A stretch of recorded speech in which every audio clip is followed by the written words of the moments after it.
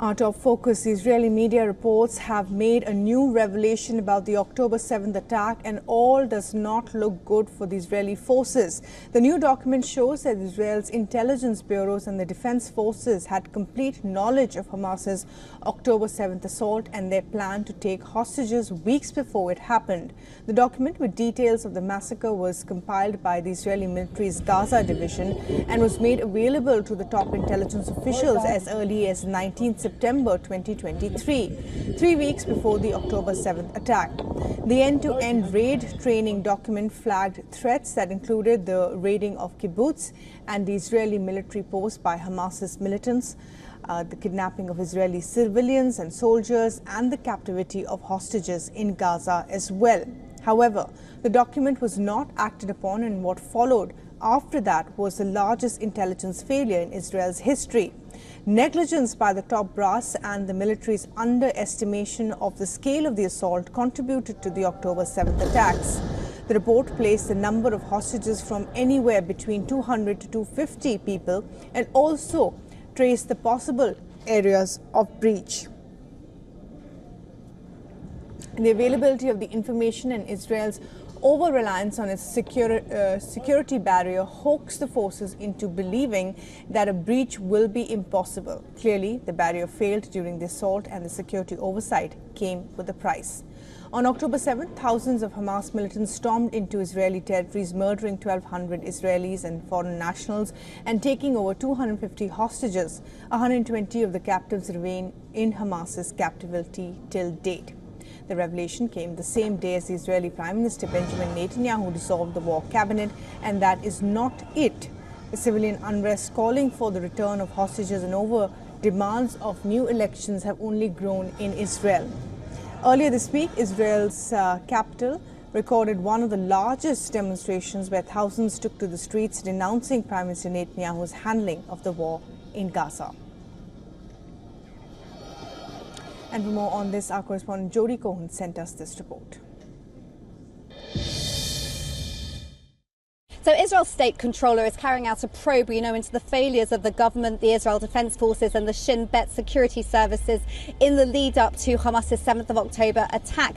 Now, the High Court has ordered them to stop investigating the failures of the army and the Shin Bet while the war is ongoing because of the impact it could have on security. Now, according to this media report, which cited unnamed security sources, the intelligence was allegedly dismissed by senior intelligence officials. That's because at the time, Israel reportedly, and we now know mistakenly, didn't believe that Hamas wanted another war. Meanwhile, the state controller's probe is expected to be completed once the war is over.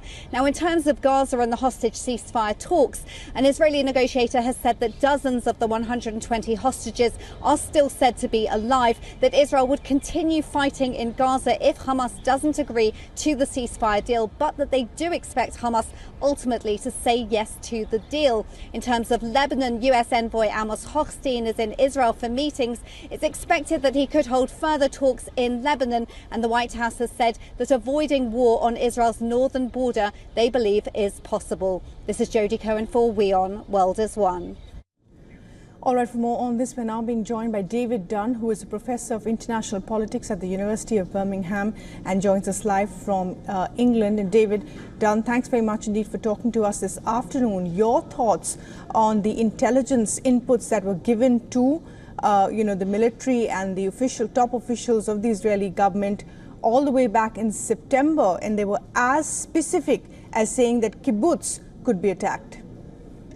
Well, this is a very shocking revelation. There have been rumours that this report existed for a number of months, but now for it to come out of the open just shows how ill-prepared the Israelis were. This is not just a failure of basic intelligence. This is a failure right the way up of political leadership, that no one responded to the information that they had. Because for intelligence to work properly, it requires the command authority to take it seriously and to act on it. And it's very clear from what the information is coming from this report shows, is that actually the Israelis could have been in a position to thwart this attack and to avoid those 1,200 deaths. So this is a political failure as much as anything else, and this will have repercussions for Netanyahu ultimately, because he bears responsibility for overall security.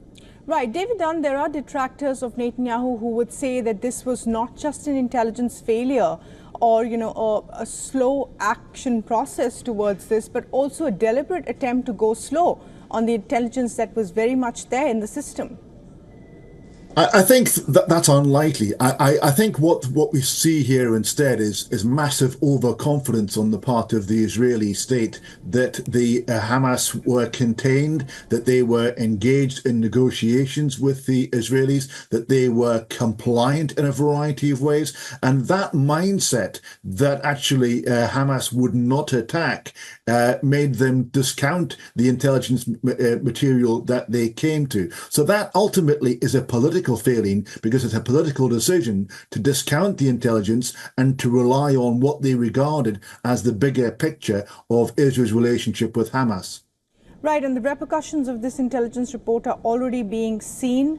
There is, of course, the war cabinet that is being dissolved. There are people like Benny Gantz who have quit, saying that there is no end game in this war. There's also calls for Netanyahu to resign. There are public protests. What do you think happens next from here?